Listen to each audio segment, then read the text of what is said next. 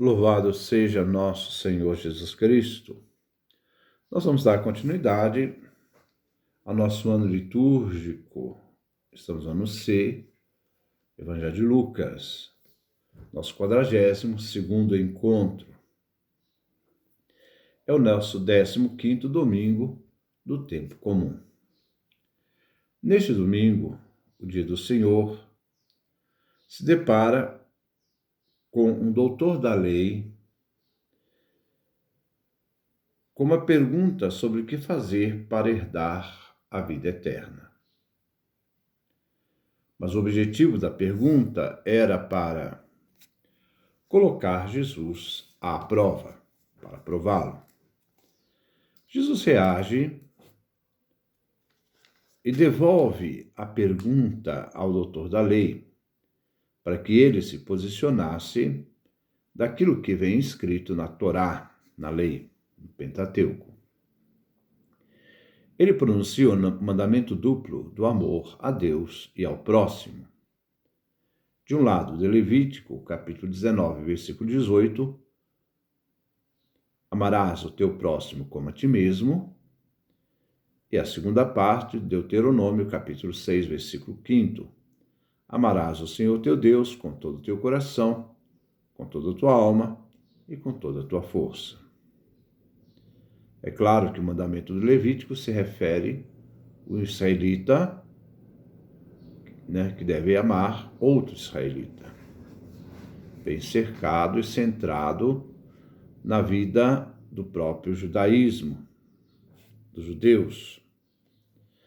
Veremos esse doutor da lei diante de Jesus, que pergunta: quem é o meu próximo?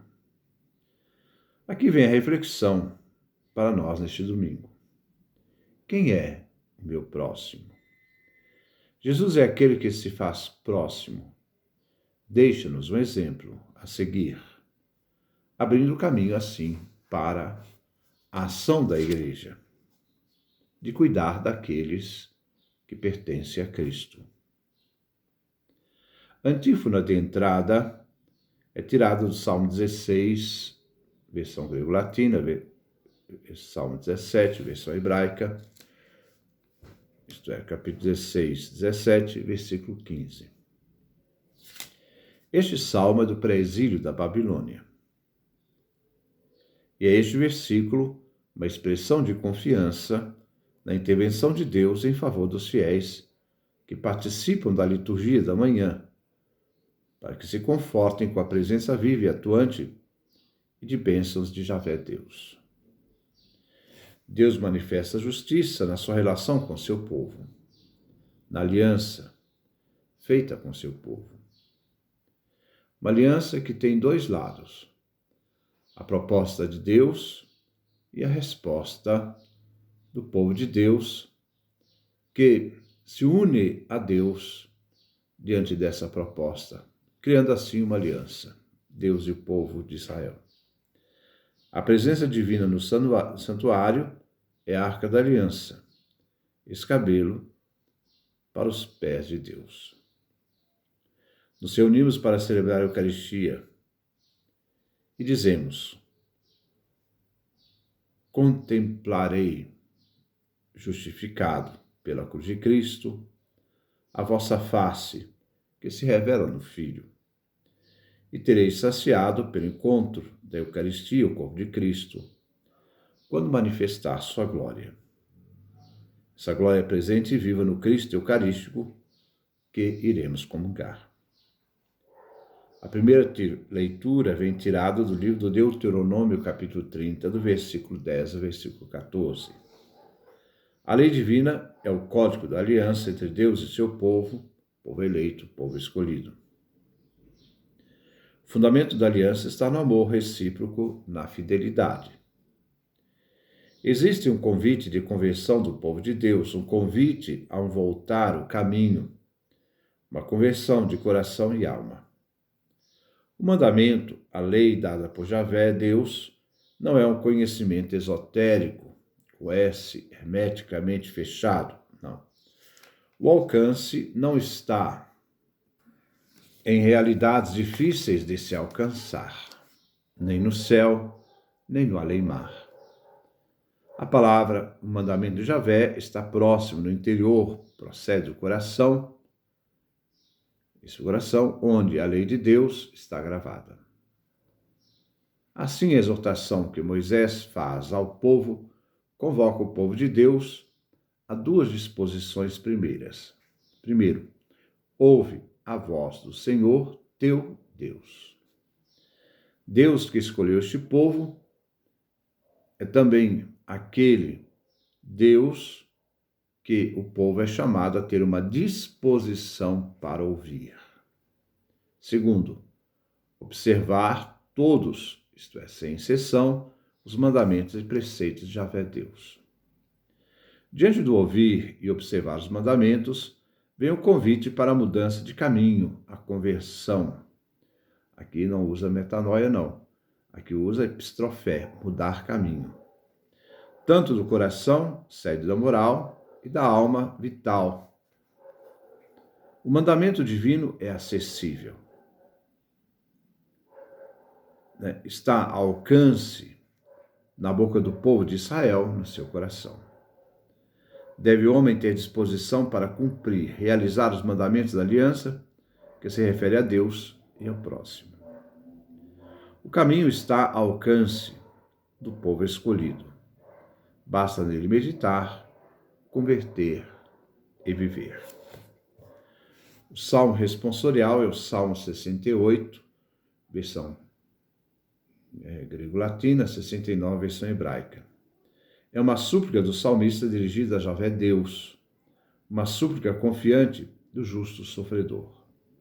É um salmo do período do exílio da Babilônia. A primeira estrofe é uma prece que suplica a ajuda divina, motivada pela confiança em Deus. O salmista pede a Deus que o responda, que o ouça e que coloque os olhos sobre ele com amor, mas não com ira. A segunda estrofe, o salmista coloca a situação que ele está vivendo e passando. A confiança do salmista é que ele possa agir diante do que ele está vivendo. Ao ser auxiliado por Deus, o salmista se fará agradecido com cantos e louvores. A terceira estrofe é um convite para que a comunidade partilhe com o salmista sua alegria. Os humildes, observantes da aliança, são convidados a ver a realidade do salmista e se alegrar com ele, e assim saibam que aquele que confia tem a resposta de Deus em seu favor. Este convite é um hino de ação de graças. A quarta estrofe canta a certeza da presença divina que salvará Jerusalém e reconstruirá as cidades de Judá destruídas pela Babilônia. A certeza da volta e a bênção divina na reconstrução e novamente da posse da terra prometida, refazendo assim a aliança rompida, na certeza de que aqueles que amam o nome do Senhor irão morar na cidade reconstruída. A segunda leitura é tirada da carta de São Paulo aos Colossenses, capítulo 1, versículo 15 a 20. É um cântico, um hino cristológico. Paulo nos dá uma visão de toda a ação de Cristo Jesus na ordem da criação e na ordem da salvação. Cristo é o ícone, a imagem do Deus invisível, a imagem do Pai que não se vê. Se vê o Pai através do Filho, como São João fala no seu Evangelho, no capítulo 1, versículo 18. Cristo é o primogênito de toda a criação, a que indica a sua precedência. Ele é anterior a toda a criação, sua preeminência e consagração. Diante de Cristo, imagem de Deus, ícone de Deus, invisível, ele é o primogênito de toda a criação. E por causa, em razão dele, todas as coisas que existem no cosmos foram criadas, tanto aquelas que estão no céu, invisíveis, quanto na terra, as visíveis. Tudo que existe no universo, as coisas visíveis e invisíveis, as celestes e terrestres, foram criadas por meio, através de Cristo Jesus, mediador da criação. A pré-existência de Cristo, que existe antes de todas as coisas, antes de qualquer coisa criada, e que nele encontramos todas as coisas, e é nele que todas as coisas têm consistência. Este Cristo pré-existente é a cabeça da igreja. É ele o princípio, o primogênito daqueles que ressuscitam dos mortos. Cristo tem a primazia de tudo e da vida, da ressurreição. O Pai habitou no Filho, que se fez homem no seio da Virgem Maria, com toda a sua plenitude. É por meio do Cristo que todos os seres se conciliam com o Pai, todos os seres celestes, como também os seres terrestres. Cristo realizou essa obra derramando seu sangue na cruz. O Pai é princípio de toda a ordem da criação e salvação por meio do Cristo. O Evangelho, então, agora foi tirado de São Lucas, capítulo 10, versículo 25 a 37. Podemos dividir essa narrativa em 3 momentos. Primeiro, o diálogo entre o mestre da lei, Jesus, sobre o que se deve fazer para receber a herança, a vida eterna. Segundo, diante da pergunta do mestre da lei, e quem é meu próximo, Jesus então conta a parábola do bom samaritano. Terceiro, a última fala do retorno do diálogo com Jesus e o mestre da lei. No primeiro momento, vimos que primeiro o doutor da lei faz uma pergunta. Segundo, nós ouvimos que Jesus responde à pergunta do doutor da lei com uma parábola. E terceiro, agora é Jesus que pergunta ao mestre da lei. E diante da resposta dele, o próprio Jesus o impele a fazer o que o samaritano fez na parábola. O samaritano odiado pelos judeus, porque os samaritanos eram considerados impuros, é o povo que antigamente pertencia àquilo que era o Reino do Norte, que a Síria trouxe populações de outras regiões e fez a miscigenação naquela região da Samaria.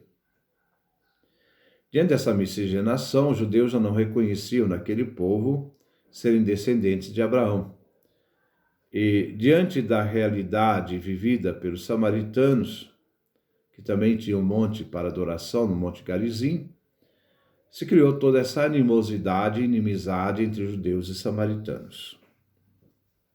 Então, como samaritanos, eram odiados pelos judeus, porque os judeus se achavam que eles eram observantes da lei. Os samaritanos eram um povo miscigenado, um povo que não era um povo puro. Vou usar essa parábola,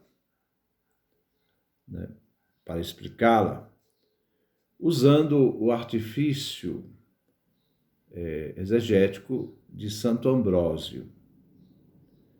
Será uma alegoria. Ambrósio usava muito de alegoria. E vamos ver. Jesus é o samaritano, que foi considerado impuro e morto fora dos muros da cidade. Foi odiado pelas autoridades judaicas, que se sentiam ameaçadas pelas palavras e também com aquilo que Jesus realizava em favor do povo, pecadores, cobradores de impostos, prostitutas, etc. O mestre da lei quis se justificar e pergunta a Jesus: quem é meu próximo? Nessa parábola, o homem que caiu nas mãos dos assaltantes é a humanidade que foi assaltada pelo mal. E essa realidade, esses assaltantes, o mal, vai deixar um homem quase morto. É a situação do homem depois do pecado. O mal lhe arrancou tudo e o deixou quase morto. Aparecem duas figuras ligadas ao Antigo Testamento. A do sacerdote, responsável pelo culto no templo, que não pode se contaminar com pessoas impuras. Ele está tão preocupado com o culto e com a pureza que não tem os olhos para o homem assaltado e julgado pelo caminho, pelo mal. Ele passa adiante, do outro lado, para não se comprometer nem se manchar com o ser humano criado. O mesmo a figura religiosa do levita, duas figuras ligadas à observância da lei. Nenhum nem outro, eles quiseram ajudar o homem. O Antigo Testamento, representado pelo sacerdote levita, não podia restabelecer o homem caído e agredido pelo mal. O samaritano é Jesus, que estava viajando, isto é, nós podemos representar esse viajando, ele se fez homem. Esse samaritano, Jesus, viu a situação do homem depois do pecado. Foi ele aquele que se aproximou da humanidade e fez curativo, através da sua morte e ressurreição. Derrama óleo, símbolo do batismo, e vinho, símbolo da Eucaristia, nas feridas daquele homem.